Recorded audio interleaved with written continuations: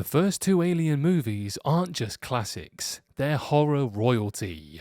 Ridley Scott gave us a haunted house in space with Alien, while James Cameron said, yeah, but what if that haunted house had a zombie apocalypse inside it with aliens?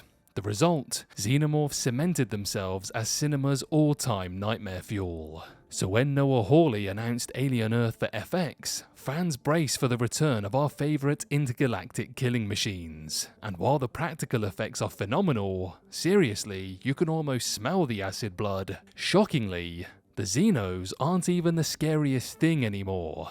Episode 6 The Fly proves that point with a gut punch. Monsters on the loose, 2 dead characters, and the most terrifying scene of the series yet. Oh, and a friendly reminder, anyone can die now, heroes included. But hey, before I traumatize you with more details, do me a solid. Hit that subscribe button, drop a like, leave a comment, and if you're feeling generous, join the channel membership. You'll get exclusive content and I'll get to keep eating food. It's a win-win. Okay, let's dive in. So, through the first 5 episodes, Alien Earth has racked up plenty of carnage, shipwrecks, creature attacks, general chaos. But let's be real, most of the human casualties were nobodies, cannon fodder. But The Fly flips the script with 2 slow burn deaths that actually matter, and they sting. First up, Isaac, originally Toodles, yes, like the Lost Boy. He rebrands himself after Isaac Newton trying to step out of that childish shadow.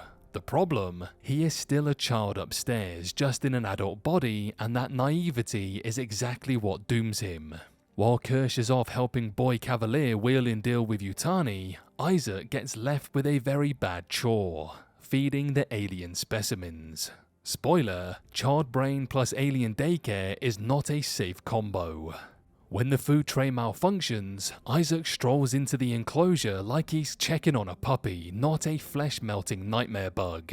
From that moment, his death sentence is signed in neon ink. The scene is deliciously slow. The fly-like creatures aren't dumb, one even headbutts the glass to trap Isaac inside.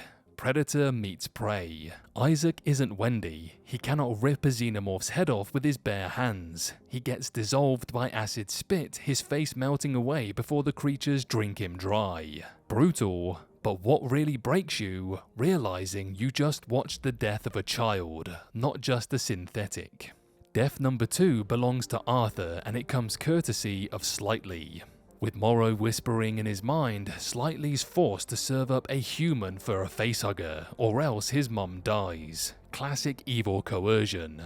At first, it looks like Joe is the unlucky candidate, but fate, and Slightly's panic, swap in Arthur instead. Arthur's the kind of guy you root for. He refuses to tamper with Nibs's mind when ordered to, even though it costs him his job. Later, he risks everything to help Joe and Wendy escape. He's one of the few characters with a moral compass that actually works, which, naturally, means he's doomed. When Isaac's tracker goes silent, Arthur bolts to the lab like a hero, even stepping into the fly chamber to try and rescue him. But in trusting Slightly, he never sees the betrayal coming. The facehugger latches on, and just like that, another good soul bites the dust. He's not dead yet, but come on, we've all seen this movie before. What Hawley nails here isn't just the shock deaths, it's tension. He doesn't go for cheap jump scares or quick kills. He drags it out, makes us feel the dread until it pops like a balloon overstuffed with acid blood. Isaac and Arthur may not have been main characters, but they were significant, and their downfall send a clear message. If they're not safe, nobody is. And that's where the real terror lies. Sure, some villains are practically wearing red shirts already.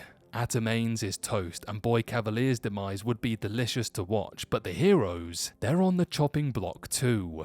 The Lost Boys are fracturing, Nibs is mentally unraveling, Joe's obsession with saving his sister is clouding his judgment, and Wendy, well, she's important to the plot, but she's also the kid who thinks she can trust xenomorphs more than humans.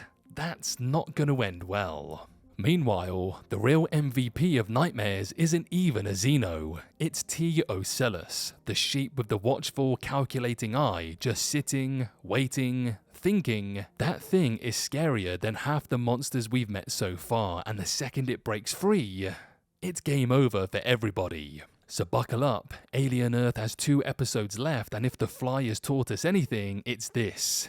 Hope you didn't get attached, because in Hawley's world, the real question isn't if your favourite character dies, it's how creatively horrifying their death will be.